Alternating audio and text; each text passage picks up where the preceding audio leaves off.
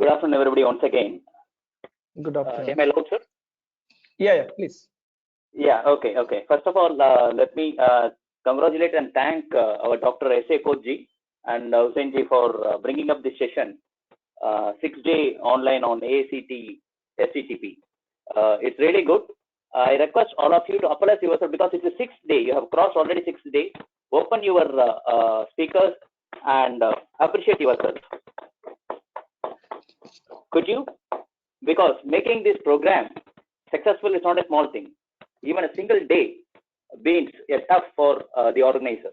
And Koji, Dr. S.A. Code, that you have done a tremendous job, and we sincerely appreciate it from the team of IAMP. Thank you. And yes, definitely the management of Saras Institute along with. Yeah, thank you. Okay. So, shall we proceed? Yeah, please. I mean, you can continue that. You can take that 90 minutes. No issue. We'll extend that session. Okay.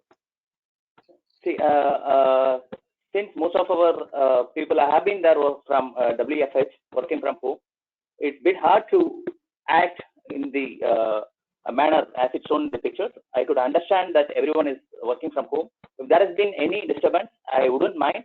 Take your time and please be, free to ask any questions. So this is going to be our agenda. There will be a short intro on the company to know about the products, not about much on it. It's not for a product. It will be just for 2 minutes. And what is the need to save energy and need of audit on pumps and the key reasons for inefficiency in pumps, recommended mode of pumps operation, and finally it will be with energy audit and case studies.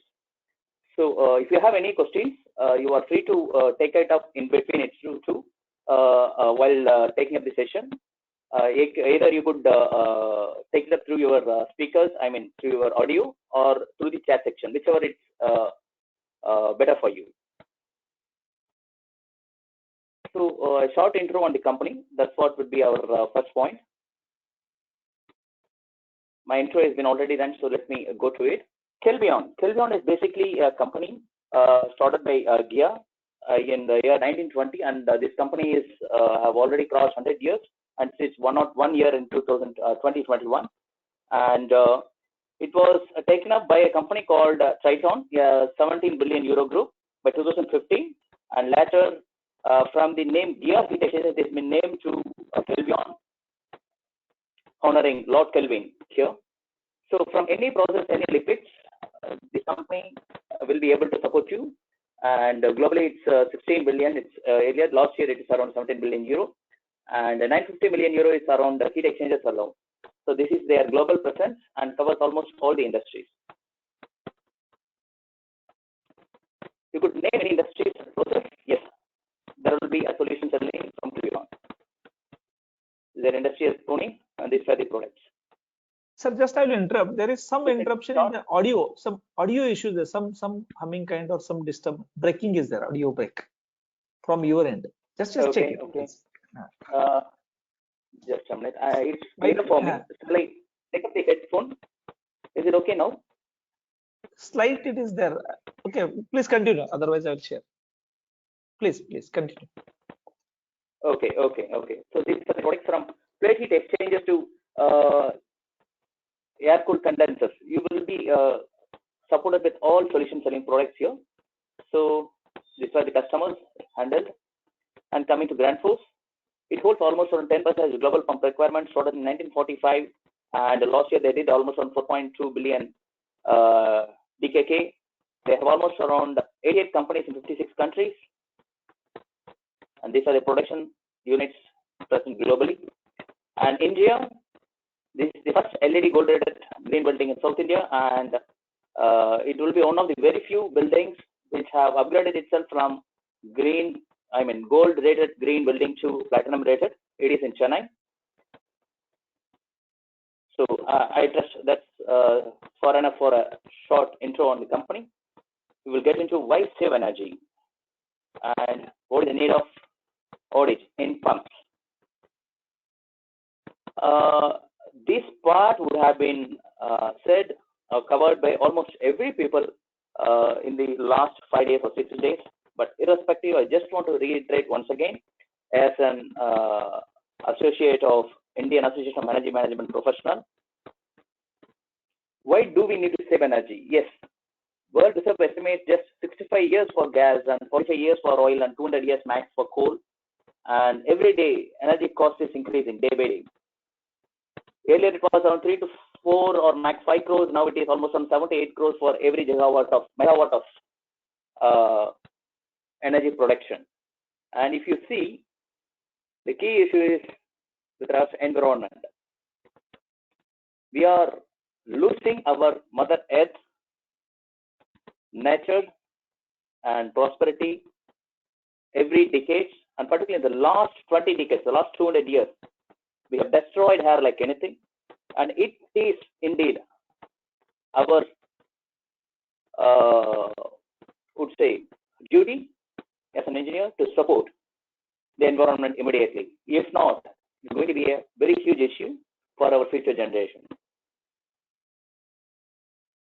So, if you are able to utilize any points in my session, I will be so pleased. And you could reach me. I have given my mail ID at all the presentations here. Please take a note of it. And you could take my numbers too from Dr. S.A. Koji.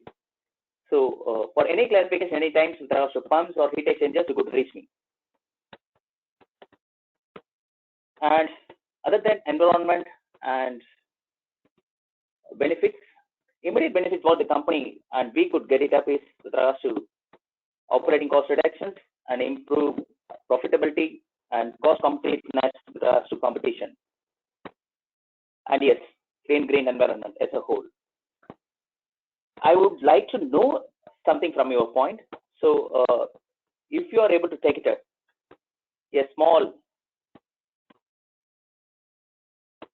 time or a question and answer section here.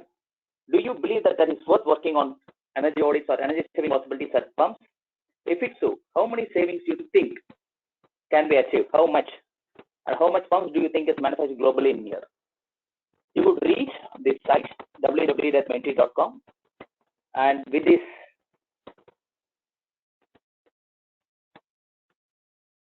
code, you will be able to give your input. Can we try? Yes. I request the participants to try it up, please. Thank you.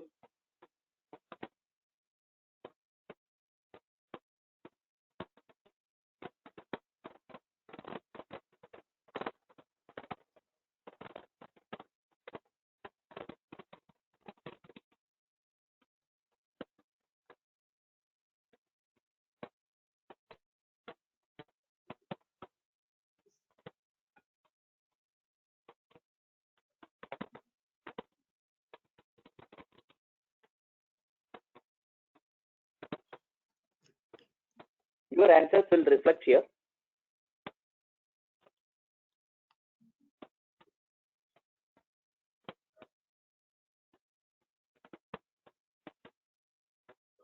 You could try.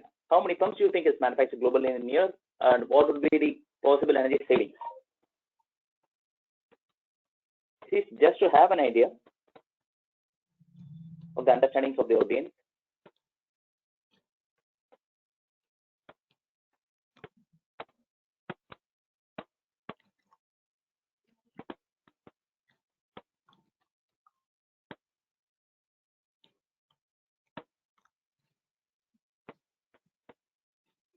$2,000. Thank you for the input, sir. We have almost around 40 participants, and I have allowed each and every participant to give their input even multiple times. Please try your luck. Let's see your understanding. What is the quantity of pumps manufactured globally in a year?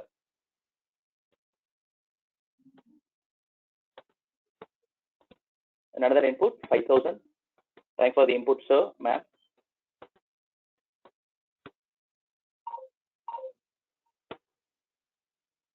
Requesting all the audience to give your input.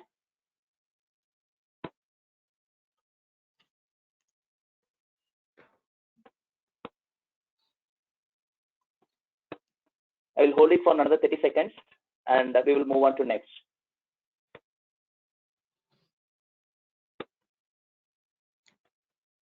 $1 million. That's really great.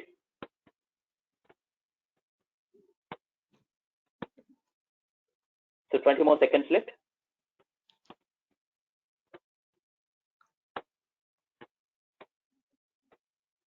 Thank you, Iyer sir.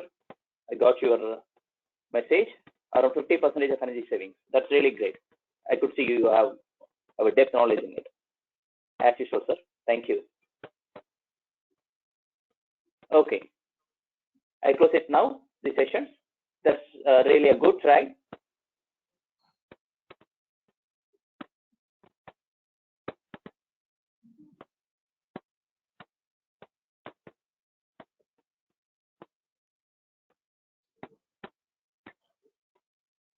Coming to the point, yes, I will let you know the answers. Before to that, I would like you to know how the power reaches us, as it will be of domestic or it will be of industry. Almost when the input of 100 units is given, the power plants itself, let it be of coal, if we consider it's considering old plants, its efficiency starts from 21% to max 50% with new equipments. So we have a loss of almost around 50 to 70% here itself at power plant, and further transmission losses of another 9%, and motor losses of another 10%, and drive train losses of another 2%, and pump losses another 25%, and throttle losses of 33%, and pipe losses of another 20%. In a whole, first we have loosened already 50 to 70% here at power plant production itself, and at the remaining energy we are losing almost around 9%, and further in the remaining energy we are losing almost around another 10%. So it goes in such a way. If you see with regards to pumps, it accounts almost around 10% to 15% of world's electricity consumption, depending upon country wise. And in an average, it accounts 10 to 12% of world electricity consumption. And what the beauty here is, 9 out of 10 pumps in operations are not optimized for their applications. And therefore, yes, energy is wasted here, knowingly. So, it is definitely a need that we have to keep an audit on pumps. Yes, there has been abundant chances of saving energy at pumps. So let's see what is the key reason for inefficiency in pumps. As usual, let it be of any procurement. It's not only pumps, any procurement starting from any machineries or even any small purchases like fans, chairs, or let it be of any items. Our first point goes into the purchase price. And as of now, we could see that the purchasers have come up with abundant knowledge working on life cycle costs. That's really good that awareness has been spread, and this is how we should be able to take it up our purchases henceforth further. At least buying a BLDC fan or buying a 5-star rated refrigeration or 5-star rated AC systems to your home definitely will have a huge savings compared with a lower rated store rated equipment, starting with domestic. So approximately, if you see 85% of pumps life cycle costs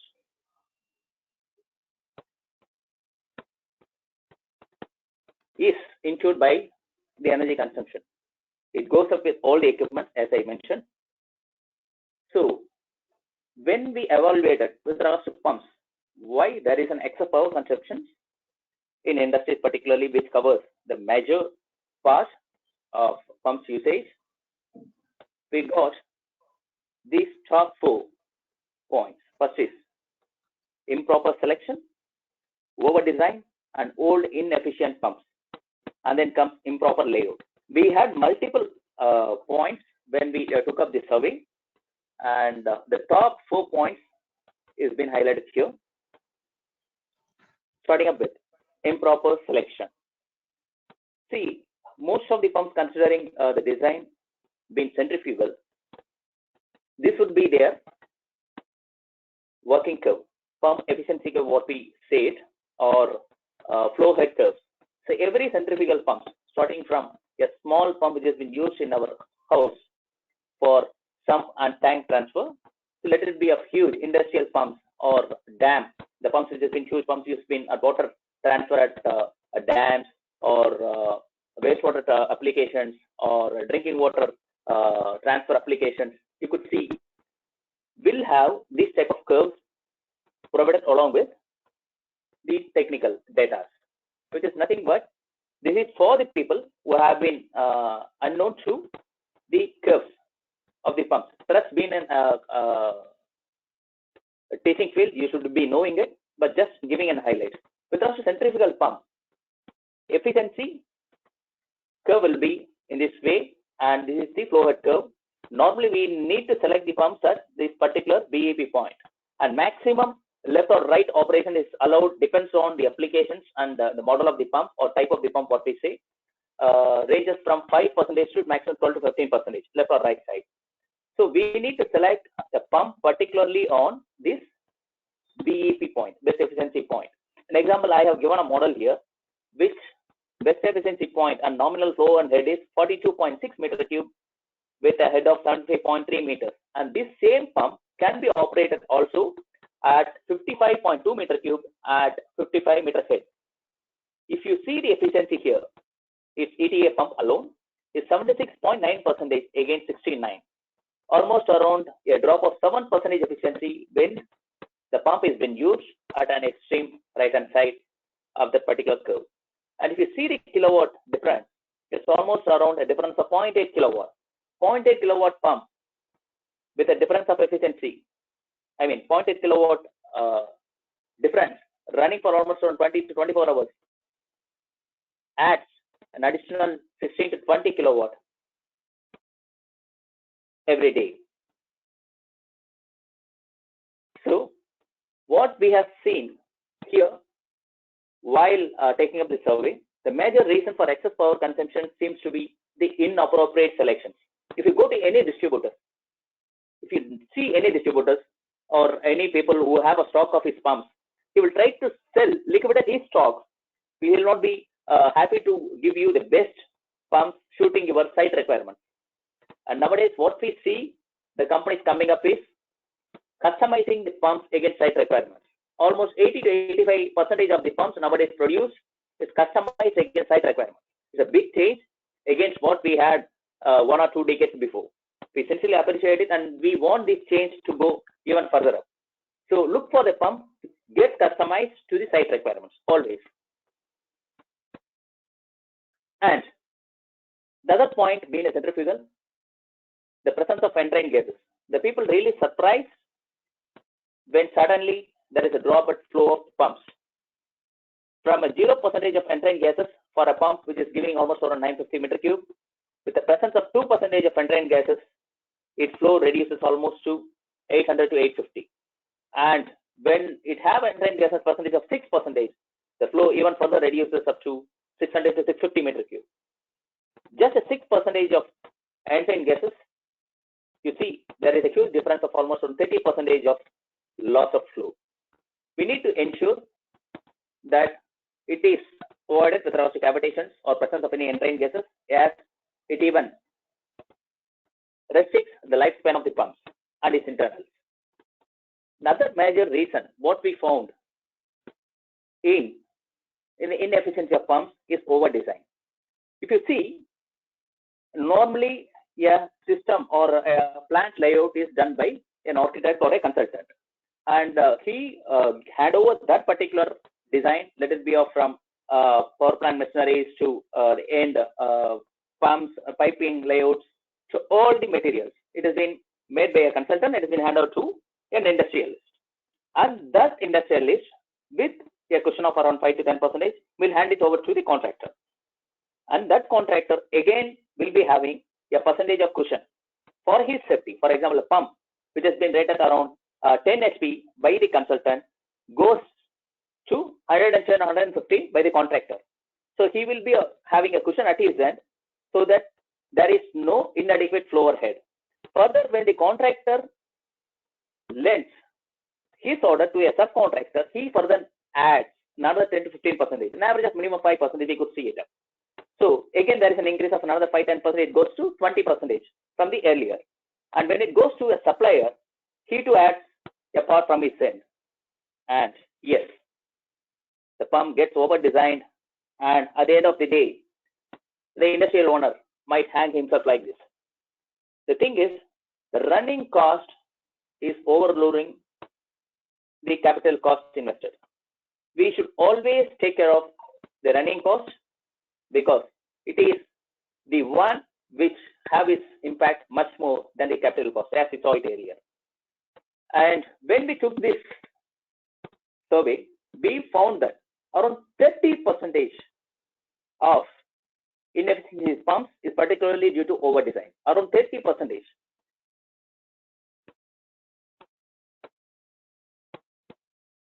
Could anyone be able to see what's happening here? If you see, there's a pump, its driver, and its inlet and outlet pipeline. If you see, both the suction and delivery of these pumps has been throttled here, which clearly states that this pump is being oversized. So just they have been left up with no other go to throttle the valves so that the pump doesn't cavitate and runs to the side condition. So sizing plays a much bigger role when it comes to your actual requirements. The other reason, the third reason, what we saw in our survey is old and inefficient pumps. We have seen in multiple sites that the pumps have been not giving any trouble and running fine, not even touched by the operator or even the end users whom we say, and it's running fine and giving its output as usual. And this pump, what we found in our one of our customer site, has been operating almost around 20 years, but with an efficiency of 5%. When we approach this site, the customer is very happy that his pump is running fine and he have not touched the pump even for a single spare for the last 20 years. And when we measured what is the output and efficiency of this particular pump, it ended up at 25%. It is even much more less. And for these 20 years, he would have purchased similar pumps with efficient ETA at that cost. At least some couple of pumps, 4-5 pumps, he would have purchased in this running cost itself. And the other major reason, what we found with regards to excess power consumption is with regards to pipelines. It's not the pumps alone which causes the excess power consumption, but the system along with. We should be much careful in designing system, and also similarly as we design a pump for the particular system.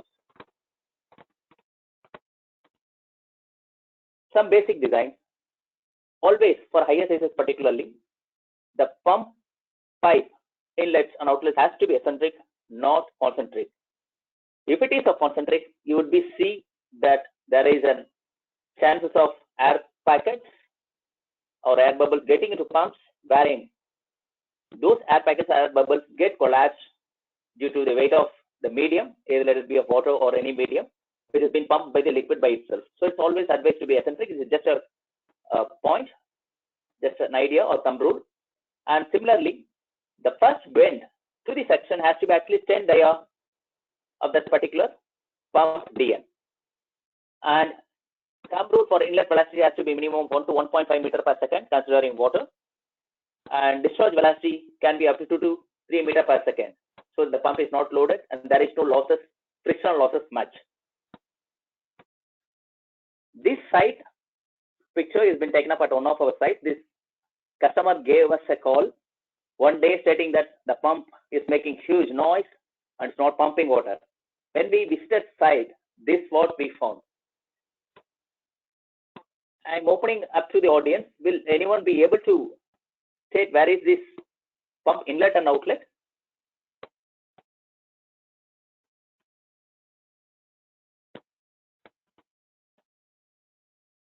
Okay, let me continue. See, this was the actual inlet and outlet from the system which has been built already for an end section pump. This is the actual old pipeline layout was made for an end section pump with inlet and outlet. wherein the supplied pump for the process and application is inline pumps. They should have modified these two pipelines and taken it up with a single bend. But if you see multiple bends in the section and delivery, which led to cavitate the pump, and as you saw earlier, entering gases and bubbles made the flow of the pump much reduced and cavitate, and no flow or pressure has been generated by this particular pump. So we must be very much careful in taking up the pipelines along with, which plays a vital role. And as per survey, it stands in number 4. So as I said, can I interrupt, sir? Yeah. Yes, sir. Previous slide, if you can explain once again, previous to this. Yes, this I am not understood correctly. No, not this. The eccentric and concentric one. Is it possible for you? Sorry to interrupt you. No. Thank you, sir. I was not able to see your name because I was just presenting. Can I have your name, sir? Chandrasekharan from Bangalore. Yeah, thank you, sir. I could see that you have been much active in the presentation. So I can thank you for it, first of all. And see, eccentric concentric, if you see, when there has been some formulation of bubbles, irrespective, it happens because of pipeline layout or because of valves, there will be some leakages and there is a chance that there is some bubbles has been formed in the flow along with the water. Right, sir? Yeah. Okay. And if it is of eccentric, those bubbles will be captured at the bottom, not at the top. Because there is a chance that if it is a concentric, the air packet gets laid off due to its low weight or its tendency, natural tendency, it will be taken up at the top. When it's a concentric, here we are reducing in a such a way that the air bubbles will be,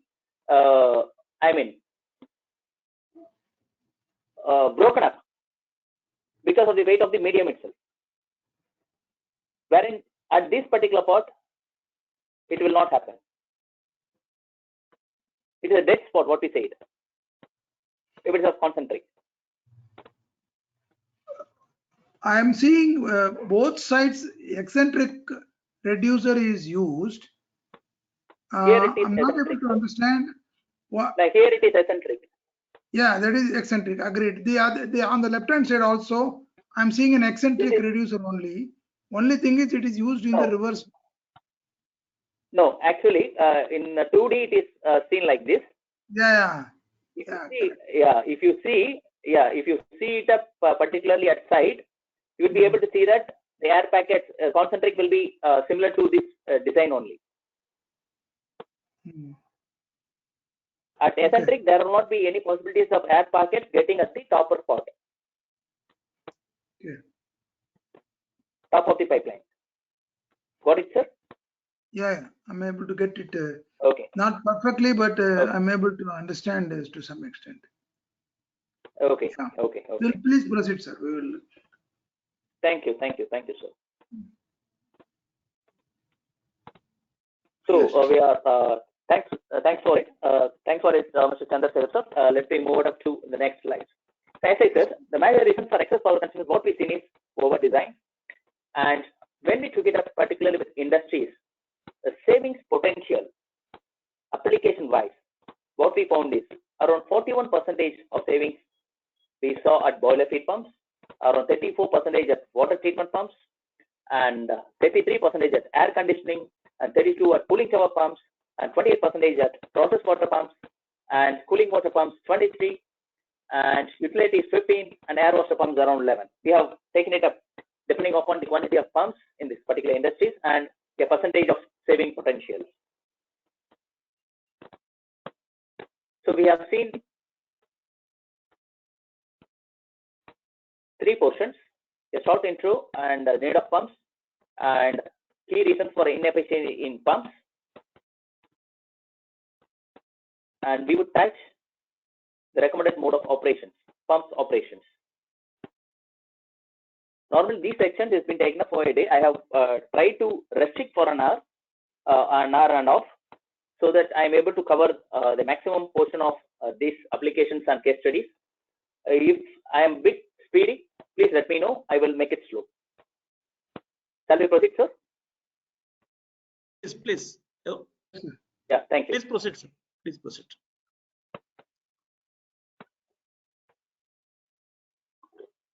Let me have a cup of water. Thank you. So, how do we normally operate pumps? If you see, these were the methods, flow control methods, what we normally use in our day-to-day operations, or what we see in industries and other applications. We either operate pumps by throttling a valve depending upon the flow requirements, and either by bypassing a valve, the pump will be running continuously, and we will bypass it whenever the flow required plus or minus depending upon the site conditions. The other part is on off. Just we will switch on and off the pump against the water requirements and the variable speed control of the pumps, and parallel and series running of pumps against depending on applications. So, what is the energy saving possibilities in pump applications? How we could take it up? It's just a basic law, affinity law. I trust as a teaching professional is not much needed at my end to teach it. This is one of the points where we utilize it at site to get the appropriate energy savings depending upon the applications, either head, power, or flow, where it has been required high or low. Just by reducing or increasing the RPM of the particular pumps, we have been able to increase the energy saving potentials at all the pumps where it has been used. As it been flow decreases directly proportional to speed, and head decreases the square, and power to the cube is a much used methodology still there for all applications, particularly centrifugal, either to trim an impeller or just to reduce the RPM, or where to go for a VFD is a much useful law. So what it happens when it goes with on-off control, the pump will be operating at a particular head, that will be of H1, and a flow of Q1, and when it is shut off, the head and flow gets back to 0. And the other thing, what we do it up is throttling. So when there is a reduction of flow, we need lesser flow, the pump valve is get throttled. So there is a increase of head, but at the same time reduction of flow. The other point is bypassing the pipelines, so wherein the required flow will be circulating once again to the return pipeline. And then comes with variable speed control, where the pumps gets adapted to it different head depending upon the required flow. So what happens? Normally when we throttle the valve, an example, if you take it up, your pumps which has been designed for a 3-bar pressure at a nominal flow, and when there is a requirement for reduced flow, it gets throttled and the pressure increases to 5 bar, but with reduced flow, and that particular energy which being utilized to throttle goes as a frictional losses, which is nothing but a wasted heat energy, which is non-recoverable. This is what happened here. The earlier design where we saw it at inefficient jet pumps, where the pump is being oversized, throttling the valves at both the ends. What happens when we throttle this valve here? The frictional losses will be higher, right? And it's nothing but that particular energy get lost to the atmosphere as waste heat energy. So when we are able to take it up through a speed control pumps, nothing but VFDs, we will be able to adopt it, the particular system curve, to that particular reduced flow at the same time with the same required pressure. And this has been the most adopted technology which has been used for the past couple of decades, say one and a half decades. And the best way to use the pump in an optimized way. The other way how we could optimize the energy saving is using a couple of pumps instead of single pumps for an application. An example, you have a flow of almost 1,000 meter cube. If we could take an example of be a water transfer or water supply to your municipality. The flow requirements might range from 1000 metric cube to 5000 metric cube in an hour max. And the pump can be selected for a 5000 metric cube and can be fitted. But when the pumps need to be run for a requirement for 1000 metric cubes, its efficiency will be much lesser, running out of that BEP point, best efficiency point. But at the same time, when the pump is being selected, multiple pumps is being selected with multiple VFDs, we will be able to touch that efficiency curve BEP point at all the operations. So this is one of the best methods which has been used, adapted nowadays with regards to power consumption. And here in this case, we have been able to save around 60 kilowatt in a single system. So it varies from application to application. So I request you take it up as a point while selecting your pumps models for any application where there has been multiple range of flows or requirement of flows. An example, from 100 metric cube to 500 metric cube, it's always better to go for multiple, two or three smaller pumps, or 3 or 4 smaller pumps rather than going for a single pump, one working, one standby. And here, even the much more best usage is when a pump fails, you will have a chance to repair it and time to repair it where the other 3 pumps will be still operating. When it happens with a single pump, it's still indeed a huge loss, and there is a disturbance at regular workflow. The second point, the key point is with regards to savings in energy. Similarly, in wastewater systems, if you see any government municipalities, we will be able to see that the pump is being selected for the higher flow requirements. As I said with the previous setups too, that is for standard high pressure requirement. This is for wastewater applications. And similarly, when the pump operates for 20% or 30% of its actual requirement, its efficiency drops to very much low extent, which is definitely a loss in turn at kilowatt and energy savings too. So when we are able to operate it with VFDs and with multiple pump systems, there is enormous saving potential. One such site audit, what we have seen, actually the pump is designed for 23.9 meters, it's around 24 meters at the flow of 80 meter cube, which is the maximum flow required by that particular site. And the kilowatt P1 is 31.3, and resulting flow when we see at 50% operations is 40, and resulting P1 is around 15.6. When the same pump, when it's been operated with the BFD, the P1 what resulted is only 7.6 kilowatt, which is almost around 50% of actually it was working earlier. Similar sites like this, we have multiple sites which we found, particularly municipalities, and we have did lot of implementations similar to these smaller pumps. And the other tips where we could be able to optimize the pump operation is selecting or using higher efficient motors. The government come up with evaluating EF1, EF2, EF3, or even IE1 motors can be utilized for the almost around 5-6 years before, and post to it, most of the companies have started using only IE2 as a minimum basics, and some MNCs, particularly to name few, have been started using only with IE3, and few more MNCs have been started using IE4 and IE5 along. There is no IE4, IE5 motors which has been there as a PM magnet. This has been used much well nowadays. So I would suggest always prefer higher efficiency motors. If you see, it's a general curve which has been taken up. The increase in efficiency is much better when we go to higher efficiency motor to super efficiency and also from premium efficiency. So each stage when we move up, there is an increase of efficient usage of that particular motor.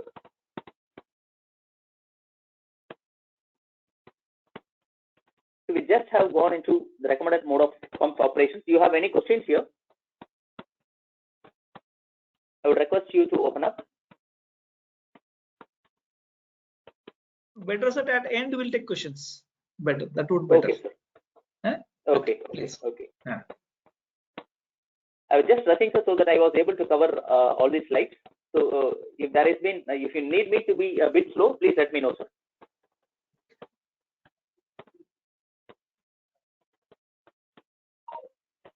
So we are coming to energy audit and case studies.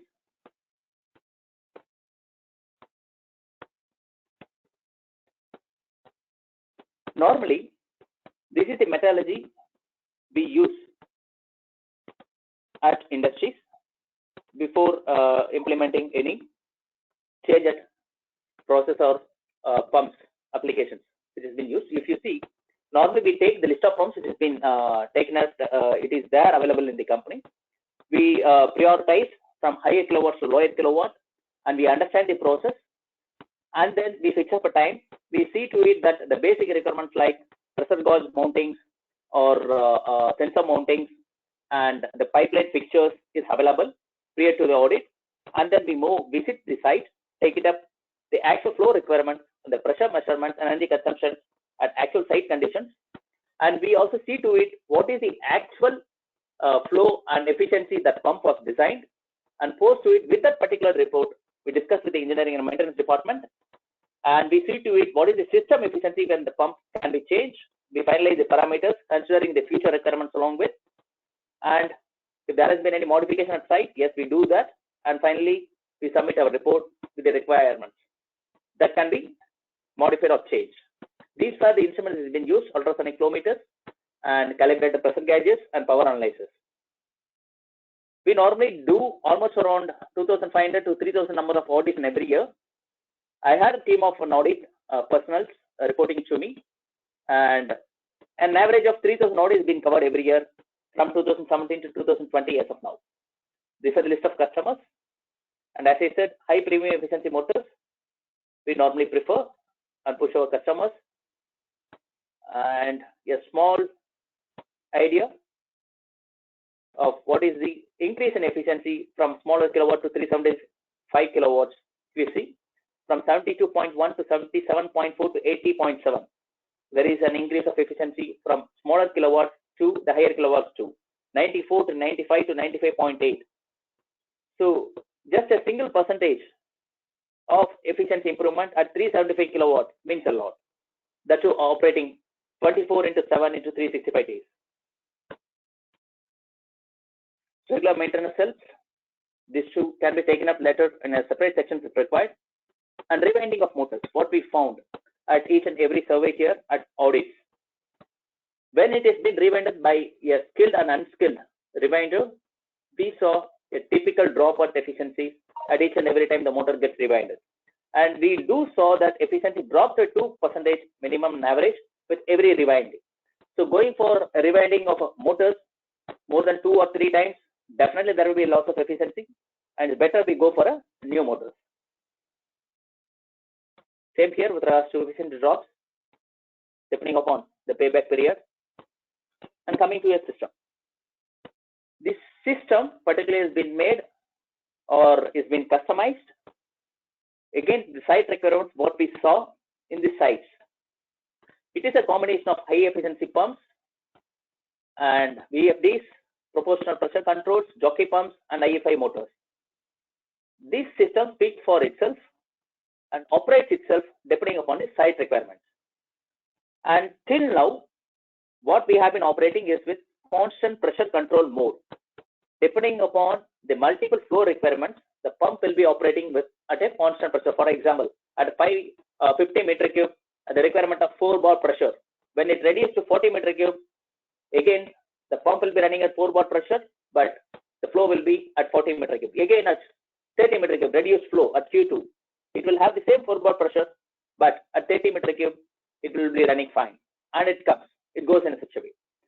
So what we see here at constant pressure control mode is when there is a reduction of flow in pipelines, definitely there should be a reduction of friction losses. Considering age, this particular design was made from our earlier design, which has been made by ourselves too. It is an improvised version from constant pressure control mode to proportional pressure control mode, wherein we found there is a reduction of excess pressure on pipes, and there has been reduction of frequent network breakdown pipe breakdown particularly, and the maintenance requirement is to got reduced with less water leakages. So this is what it happens.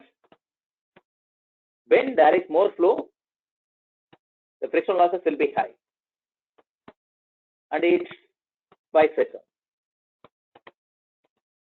So when there is a reduced flow against the requirement at process industries, or let it be of any commercial buildings, the particular friction losses will too reduce. And this is what has been well utilized at this proportional control or proportional pressure control methodology.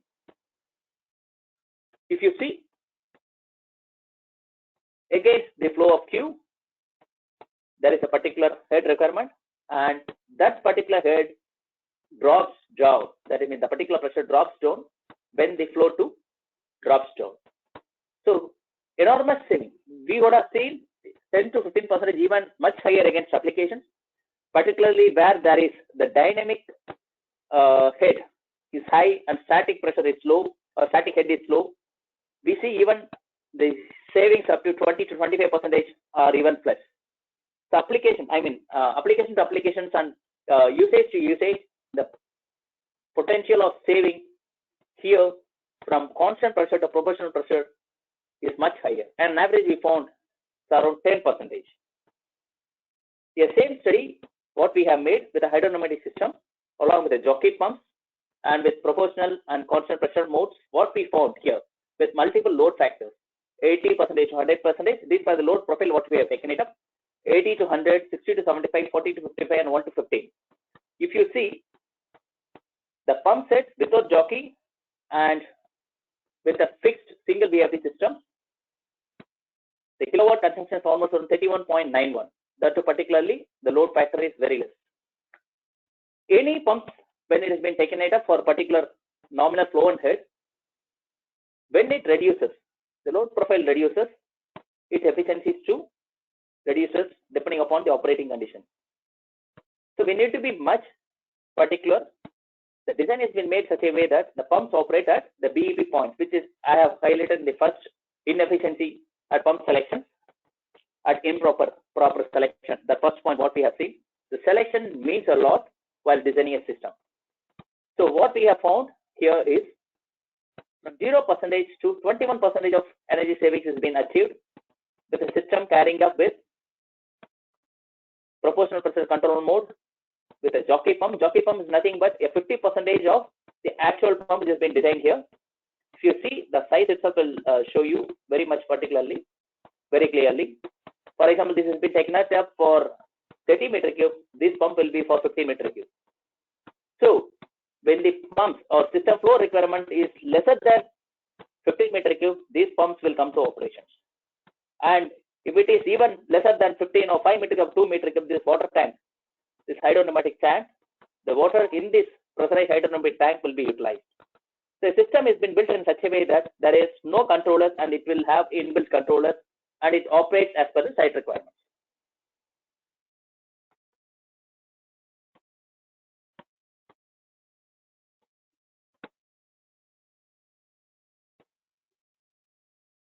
If you see the differences of efficiency, which has been earlier highlighted, it's much better when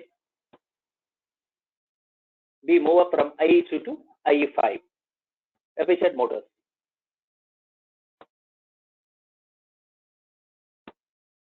And this is out of the system in the models what we have used. If you see, yes, I have just marked you the difference between static and dynamic heads.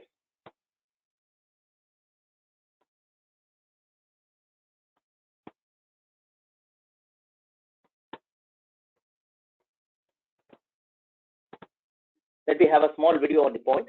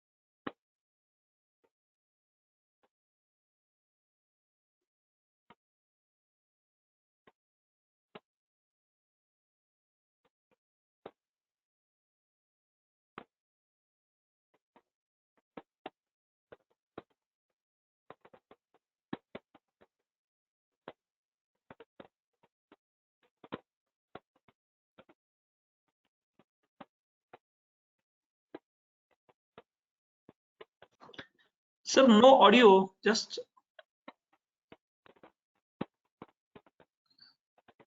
Yes, sir. uh, Are you able to hear the audio? audio is not there. Just a minute. Entire video audio did not come. Okay, please hold on, sir. Otherwise, you can make commentary.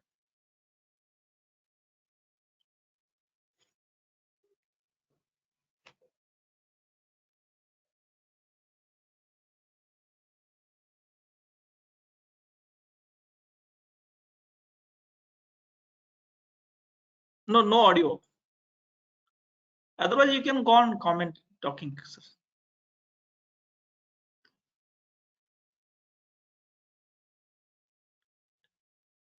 During the sighting process. Is it okay now? Okay. Okay. Now it's okay. Slightly better. Still volume is low.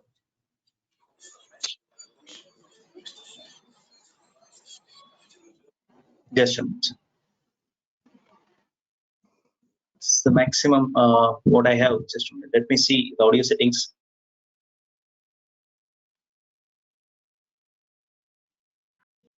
Otherwise, you can give commentary.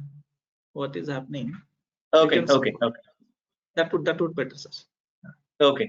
Since beginning. As Okay. the video runs, you can speak. Yeah, definitely.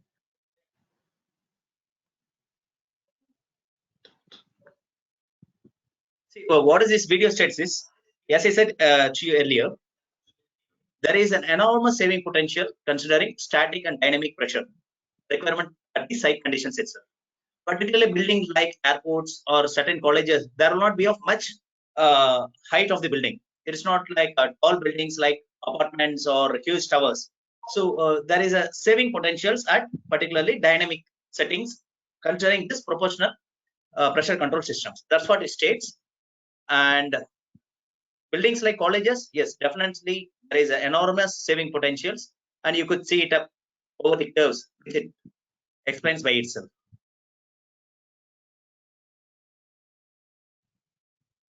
Going to video.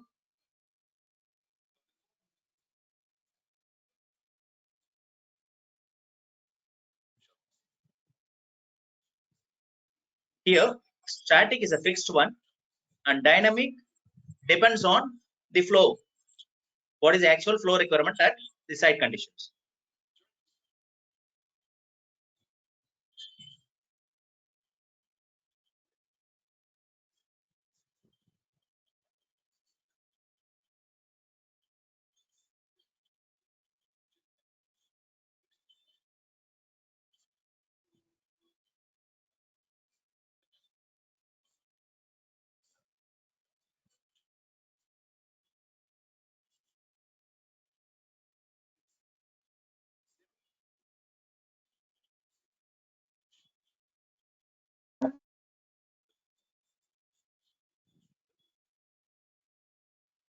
If you see any commercial buildings, there is a requirement that if you open any tap, the pressure and flow has to be the same. That is what a pump system is being fixed nowadays. So that's what it states.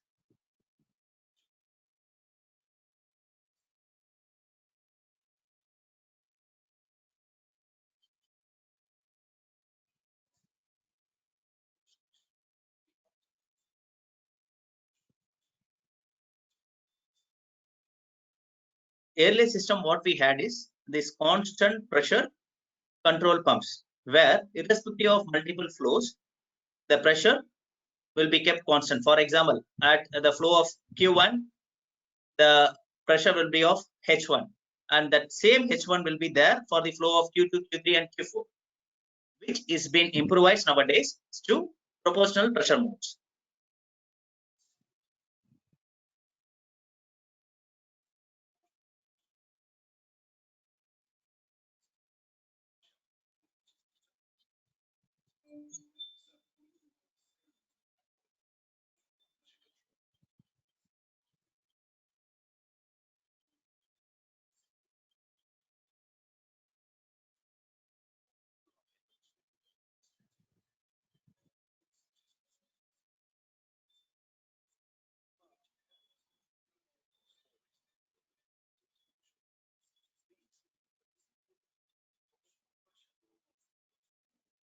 As you see, the buildings like hospitals, colleges, particularly, which has been spread around hundreds and hundreds of acres, and malls and airports, definitely this proportional pressure is a way to go further. And it's been already implemented and running successfully. So that's what it states, wherein here the dynamic pressure plays a vital role.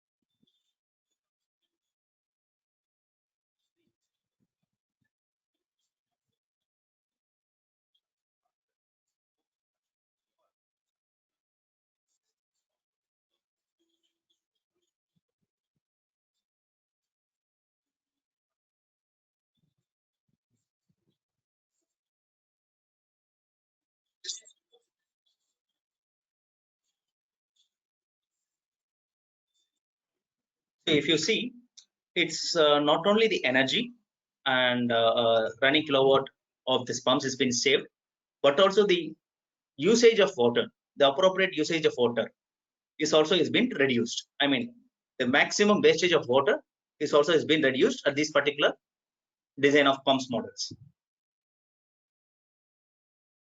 Normally, this type of topics comes in water audit too. So I hope it has been covered at previous sections by our Harier sir too. Let me continue.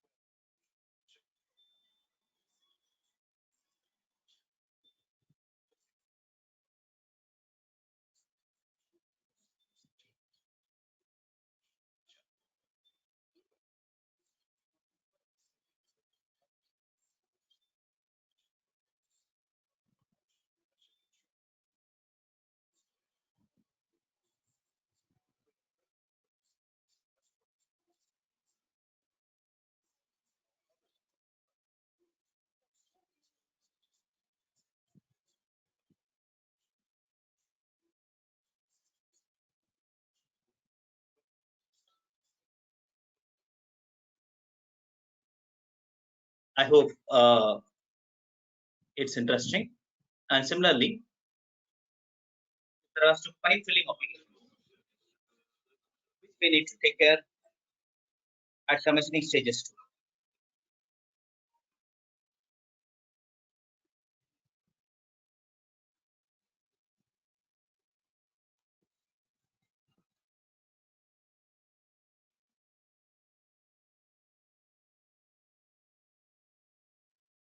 All this design has been built, particularly considering the site requirements and site issues what we faced at each and every site studies.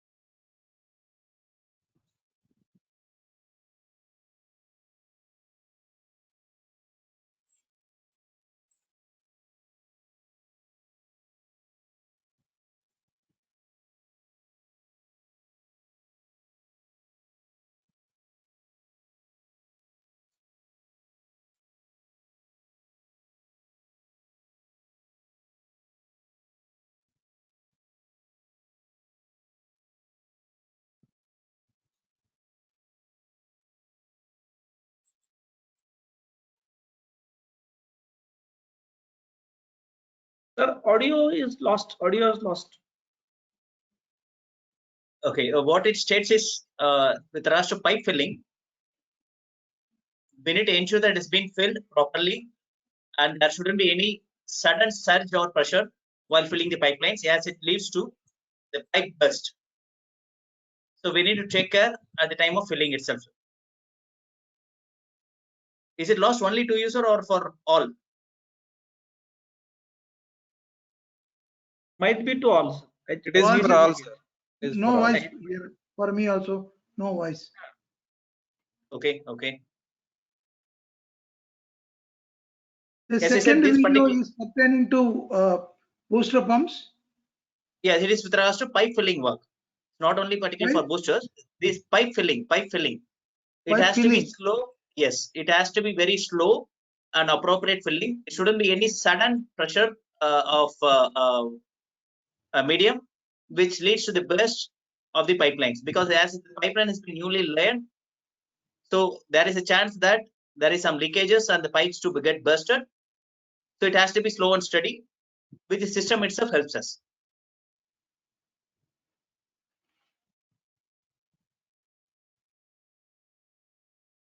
Got it, sir? Shall I reply again? Restate it. That would be better. Yes, it's a booster pump. This booster pump itself helps at pipe filling too. That's what it means. Okay. Okay. Okay.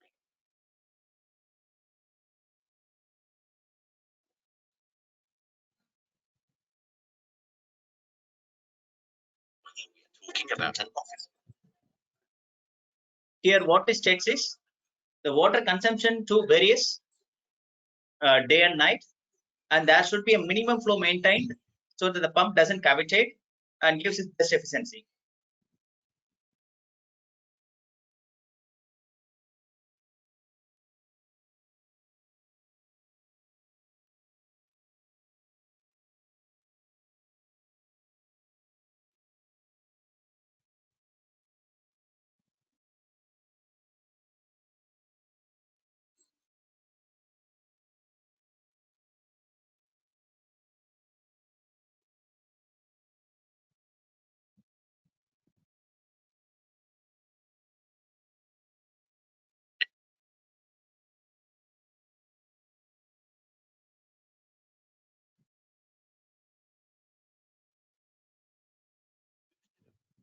So what it stated here is at when the requirement is much higher, all the pumps, for example, let it be of 2, 3, or 4 or 5, excluding standby, will be operating at peak load operations.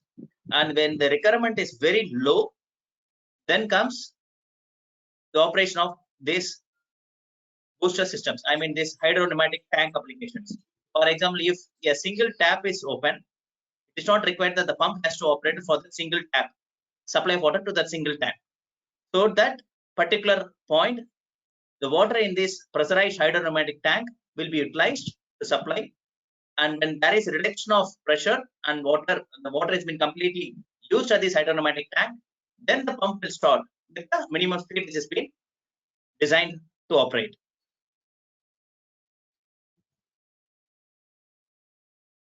You see, this hydropneumatic tank is getting filled up with water when the pump is in operation. And when there has been a small requirements, it has been utilized, the supply has been utilized through this water in the hydropneumatic tank. And when the requirement increases, any one of these pumps will start operating. Amale, what is the pressure that is maintained in this intermediate pressure device? See, it depends on the site. Normally, we have 1.5 bar to 2 bar. Okay. For example, if we are having 4 bar pressure at the outlet, so that particular difference on off can be taken up at the site condition itself. This particular pressure inside this pneumatic tank will be 1 to 1.5. And the capacity will be how much? We have multiple capacities starting from 30 liters for a small domestic to even 500 liters, 1000 liters, even 5000 liters tanks. It can be made, customized. And certain places, the people, the suppliers even give with SS or SS316, depending upon the site conditions.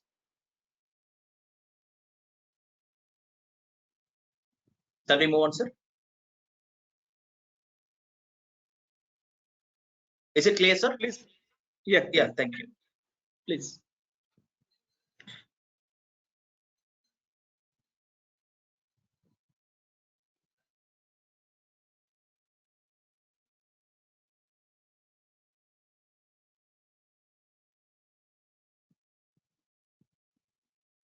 So what it here means is the number of start and on, the operation of the pumps has been reduced so that the particular energy has been saved. When you start the pump, it's normally required higher energy than the running operations. So the multiple times of start and on of that pump has been reduced with this design actually. And similarly, what this particular next video states is this particular any pump which has been designed or customized to the site application, the particular pump curve gets inbuilt in the controller itself. So that depending upon the site requirements, the pump will alterate its flow and pressure accordingly. If you see, efficiency for one pump running and efficiency for two pump running, there is an enormous difference at the efficiency curve here, because it runs particularly at the BEP point always when the number of pumps is higher, where the requirement of flow is varying too. So this video states that, so when there is much fluctuations in the flow requirement, it's always better to go with 2 or 3 pumps rather than going for a single pump. That's what it states. And here in this system, all the pump curve is got inbuilt with the controller, which helps the system move in a better way efficiently. So coming to the key points, the designs and other things, what I have shown you as of now is the model which is available in the market, not only with this company. I am not propagating for this company. Please take note, I am not with the company anymore. But since the design is good and since we love experiencing using these models here in the sites and getting much energy saved, I just showcased what are the models available, new updated models available in the market. And it is even much more models available considering applications like plumbing, or considering applications like HVAC, or considering applications like boiler, etc. That can be taken up separately, which is a huge subject, which can be taken it up even for a day or off. And coming to pump audit, as I said, normally we go with a preliminary visit, then we do a detailed audit and submit the reports and implement what is suggestion has been made and monitor it continuously for improvements which is required. So what I'm going to show you right now is the audit which has been done particularly at my end, by my team at each and every industries, where enormous savings of power has been made at pumps alone. This is with regards to a company called Apollo Tires, which is a tire curing applications. And earlier, the pump used is another company with a 210 kilowatt motors, 3 numbers, and wherein the pumps were replaced with a 45 kilowatt with a total coming up of 135 kilowatt, 3 numbers against 210 kilowatt. The savings is at that time is 48 lakhs with an investment of 48 lakhs. And here, what we have taken into consideration as power cost is around 4 to 4.5 rupees, which is nowadays is much higher, 7 to 8 for industry supplies. So if you consider that, this 12-month payback will get even much lesser. Here, what it happened is it's variable demand and fixed speed pumping has been used, and the pumps have been oversized at the project stage itself. As I said, around 30% of inefficiency in pump operation is oversizing. And the application is process cold water, PCW, what we call in our language. And we did a savings of almost around 48 lakhs in a year.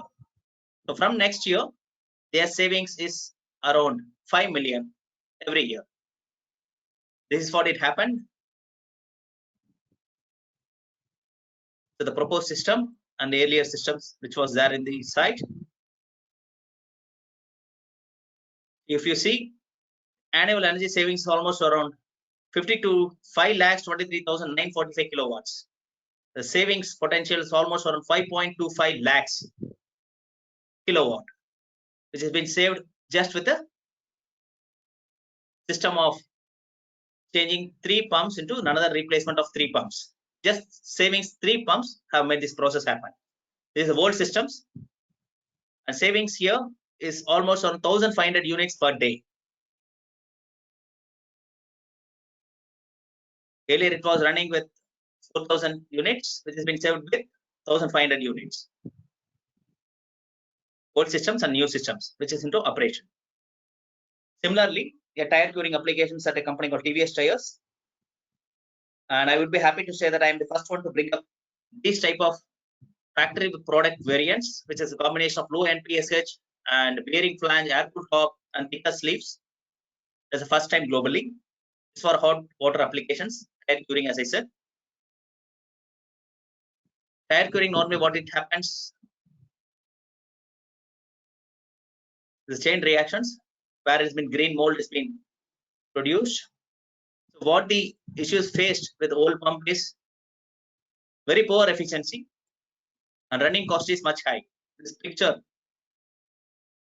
would well state you how the pump was operated.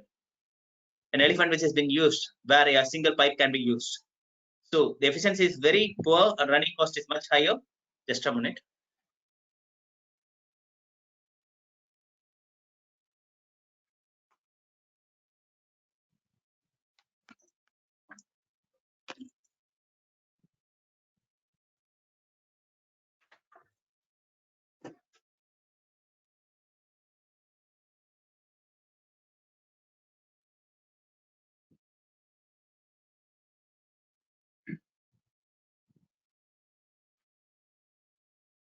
And with regards to another, there are 2 competitions running there, 2 pumps running at this place, and one which is of very poor efficiency, running cost is much high, and the other model is frequent seal failure and higher maintenance cost, which is nothing but a high breakdown time, and idle time is much higher.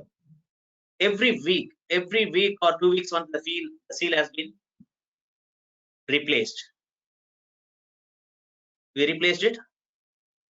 We started by 2013. We replaced a small model of 2.2 kilowatt with 1.1 kilowatt, and later on a higher model has been replaced step by step. So these were the old pumps on at site which we audited and replaced with this particular 2 models, vertical inline pumps. And the beauty here is the payback period is only 3.5 months. Investment is around 7.2 lakhs and savings is almost around 32.7 lakhs in a year. We did save an energy of almost around 4.23 kilowatt hour for a year, with the payback period is almost around less than 4 months. So what we achieved in here is almost around 30 kilowatt savings per hour at one of the pump model and 88 kilowatts with another pump model. Maintenance cost is almost nil and efficiency is highly increased against a particular model. And prior doing this replacement, this particular customer has been using 50% of our brand and 50% of another brand company, and he changed our brand 100%, seeing all this savings and maintenance cost and maintenance and efficiency improvement along with. See, what I am trying to put it up is it's not the brand, but also the people interest and attitude which helps to give up this energy efficient changes. It is the company along with and the people like us who approached the company and made this happen. It's not only the product, but the people, their intensity and attitude plays a vital role in this energy savings. Thanks for it to the customer particularly. So one more customer. This is not implemented, but we submitted a report on this, and we expected to happen some changes very shortly. LMW is I would say, a global leading company in textile machineries and spares, and also in CNC machining components. From smaller fasteners to electrojets and machine castings, engines, they do CNC machinings. From turning, milling, drilling, grinding to wire cutting, they have multiple machines manufactured by them. And these were the pumps which has been offered to them for their filtration and conveyor systems. Either it will be of high pressure applications or transfer pumps. In our language, we call these pumps as machine tool pumps. And it covers a wide range from clean to dirty coolants, from low to high coolants. Any machining application, there is a requirement that that particular machine tool and the particular machine component is to be cooled by coolant. And these pumps is used to pump those coolants and transfer those coolants. Multiple models varying from multiple flow. The maximum of, we can go up to even 65 to 70, 75 meter cubes. The high pressures even up to 130 bar. So the component part was taken up the sides. And these were the reports submitted to them against the existing pumps. For the same flow and for the same head and for the same immersion depth, you would be able to see what is the change at kilowatts. And this is what we found. They have been using almost around 240 pumps, 250 pumps every month. Catching the 250 pumps, which has been made for 12 months and per annum, what would be the savings at kilowatt and what would be the CO2 emission savings per annum? The total savings reached almost around 42 million. It's nothing but 4.2 crores every year in kilowatt savings, and considerable amount of CO2 reductions, considering as 0.82 kg of CO2 emitted for kilowatt production. This almost 33.6 million kilogram of emission could be saved. Another one is with JSW Steels, Hubli. Ballet pump plant water supply. Horizontal three numbers has been replaced with a horizontal vertical pump. This has been connected in CS. Almost around 53 kilowatt per hour has been saved. This pump is also been running for almost 20 to 24 hours every day, an average of 20 to 22 hours minimum. This is Maharashtra government organization, Dairy at Ovin, where a typical agitators, as shown in the pictures, has been used for their ice bank tank applications. This is a typical ice bank tank,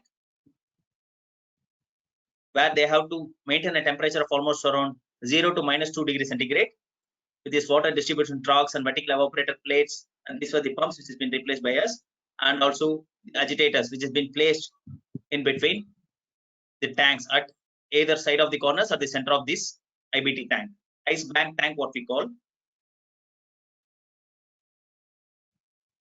The old agitator, it required at least 2 to 3 people minimum to handle this agitators for any operations and maintenance or any replacements, and it's much noisy, and kilowatt consumption is also higher. Heavy and lengthy, as I said, maintenance cost is high, noisy, and long lengthy shaft connecting motor and agitator with higher transmission power loss, in turn leading to very poor efficiency. So what we in turn offered is this AMD submersible mixtures, which is noiseless, single man can be able to handle, and efficiency much high. This is the energy savings what we achieved here, and I would be proud to state that I was the one who did this audit here and implemented at Ovin all over Tamil Nadu. So what you see here, 8 kilowatt has been replaced with 1.5 kilowatt, nothing but a 10 HP, almost around 10, 11 HP has been replaced with a 2 HP agitator, submersible motors, with a payback period of almost around 2.5 to 3 months.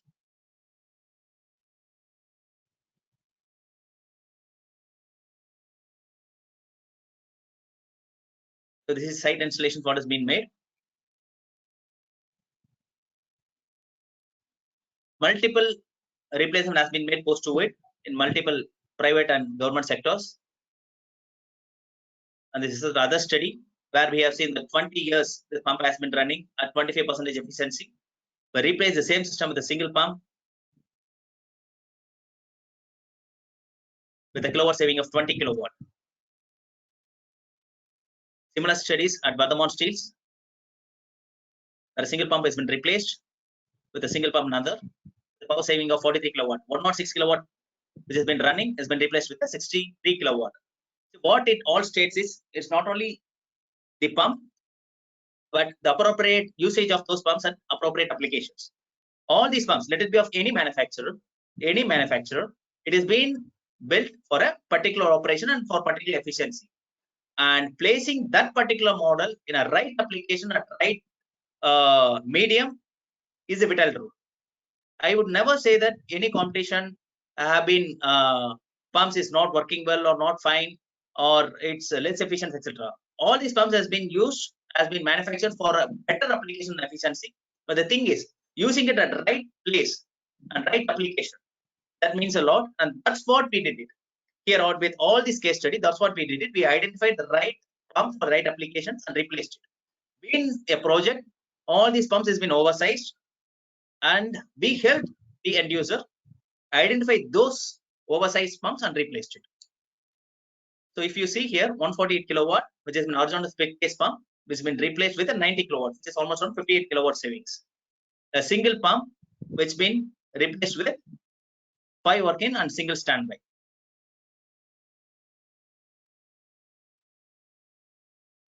If you see, the energy savings and payback periods almost an year, 11 months and 14 months. Thanks for the operations and thanks for the opportunity. Now I am open for question, please. Hope this was interesting and you enjoyed these case studies and the superior explanations of recommended mode of operations and the key reasons for inefficiency in pumps and need of energy audits. I sincerely look forward to multiple more similar sections helping you all. Thank you. Over to you, sir. Dr. Sir, indeed, it was a very wonderful and very informative sessions. We got so many idea about the replacement of the pumps at different places. As far as the manufacturing unit, we were worried about how to do audit at manufacturing other than motors. But here you added that cooling part actually. So there we can focus more on the cooling part also. Even dairy also you have given that good nice case study. So we can use these case studies for the further energy audit at our place, our area. Any questions from anybody, participants? Let me go through. I can see that there has been some questions at chat. Okay, please take that questions.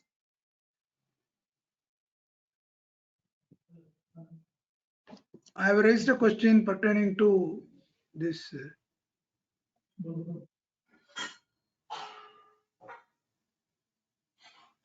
Just a minute, sir. I am opening it. Yeah.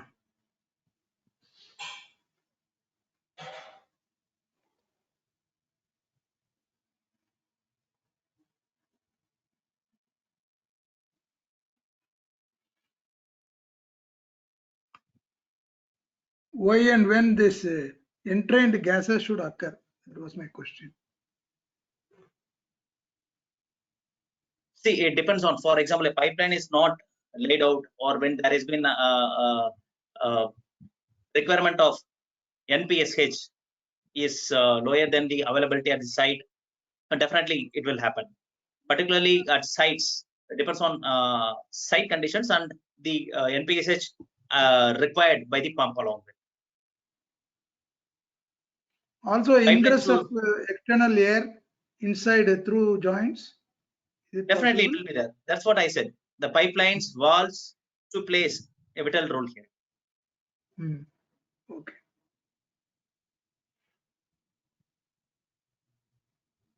The proportional pressure you have asked me to explain Yeah, it. You that want me you to explain it? explained. Yeah, you Okay. explained already. Okay. Thank you. Thank you, sir.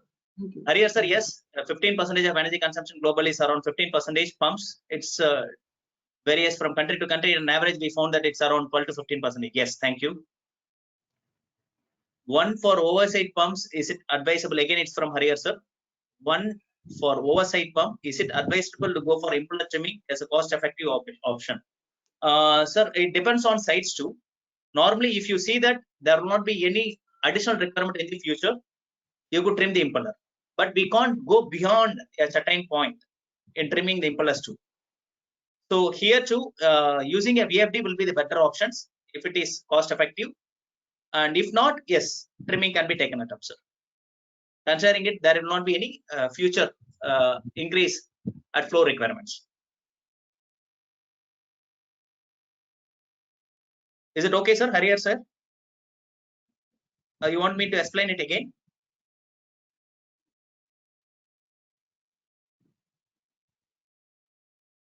I think he's not there. Okay, He has okay, okay. So you anyone want these questions to be answered at my end? Definitely I could do. Replacement of energy efficient motor. What is the capacity of new motor? It depends on the site conditions and what is the application has been used. Because the replacement motor, if it is a PM magnet, it will be with VFD and with higher RPM. So we have to decide the see what is the flow and head requirements, and we have to go for the replacement. Yes, yeah, 4 kilowatt can be replaced with 2.2 kilowatt too. It depends on site application. That's what I mean here with this particular question of replacement of energy efficient motor with the existing old one.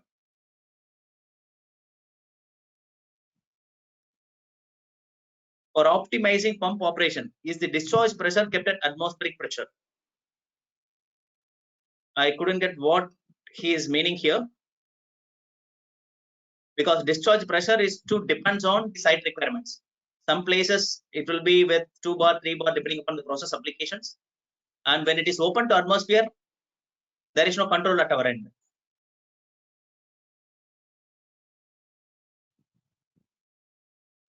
Is it necessary to have NRV for parallel pump operations? It's always necessary, irrespective of parallel or series pump operations or single. We need to have NRV. If it is a parallel, we have to have NRV for all the pumps and also a common NRV other than that too. So it is definitely necessary.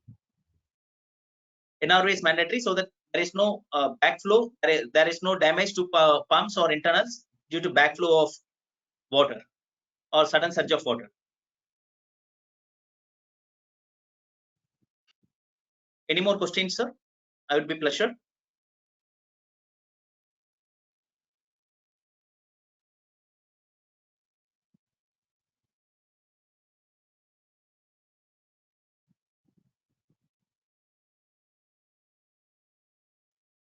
You have my mail IDs and